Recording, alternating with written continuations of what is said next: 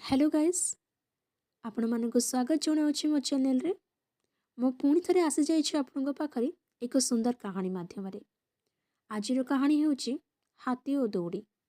Dairy नक चलतु आरंभ करवा। जड़े व्यक्ति हाथी शिविर दे जाउथिबा समय किछि अजब जिनिस देखिले।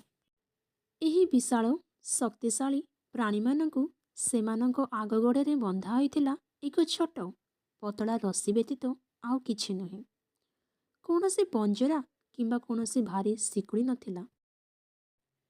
से द्वंद्वरे पड़गले कहीं हाथी माने दौड़ी भांगी खसी जावाई से शक्ति व्यवहार करूना। से आश्चर्य हेले। पाखरे थिबा जड़े प्रशिक्षक को पचारे जी बुझाइले जे जेतेबेले हाथी माने छोट थांती छोट दौड़ीटीए सेमानंकु धरी रखिबा पई यथेष्ट होइथाए।